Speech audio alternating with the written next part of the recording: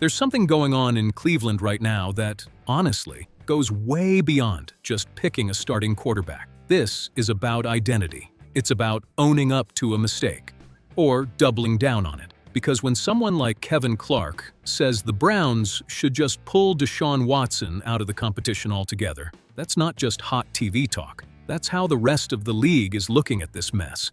And as a Browns fan, yeah, it stings, because we all know exactly how we got here. Let's lay this out first, because it's messier than it looks.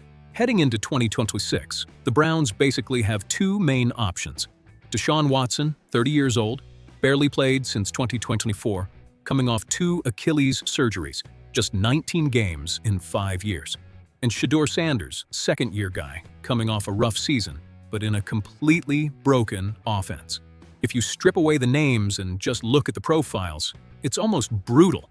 A veteran QB, expensive, injured, inconsistent, versus a young, raw player with upside who's still figuring it out.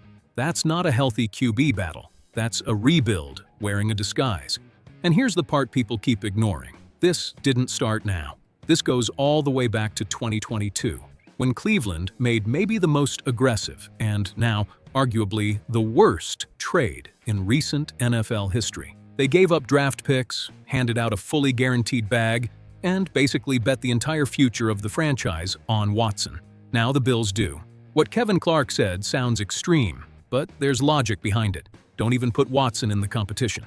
What he's really saying is, stop trying to justify the mistake. Because the second you keep Watson in the mix, you're not just evaluating performance. You're trying to prove that move from back then wasn't a disaster. And that's dangerous when you're trying to build something real. Now let's talk football. If we're being real, no emotions, just tape. What has Watson shown lately?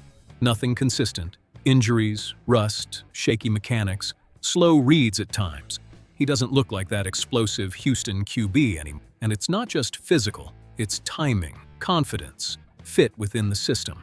On the other side, you've got Shedeur Sanders. Was he good? No, not really. But look at what he was dealing with. Shaky O-line, predictable play calling, no real run game support, and still, he found ways to win games. More importantly, he showed flashes, pocket movement, solid intermediate accuracy, off-script playmaking. That kind of stuff isn't easy to teach. So the real question isn't who's better right now.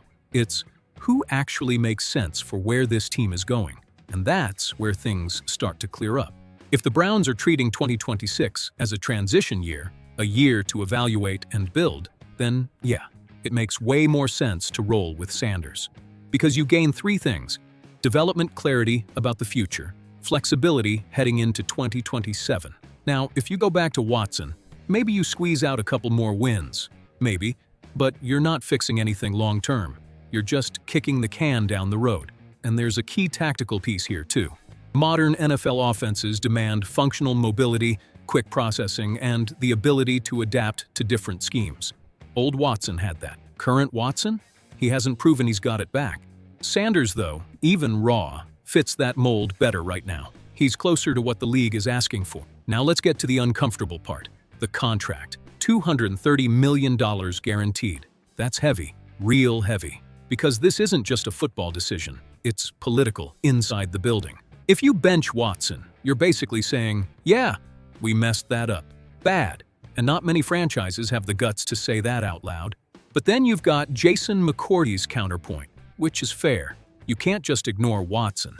If he's healthy, he deserves a shot to show something, and I get that. Competition is good. On paper, you want the best guy out there. But here's the nuance. Real competition versus forced competition.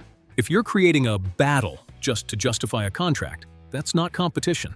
That's damage control. To me, the ideal setup would be Sanders starts as QB1 in preseason, gets reps with the first team.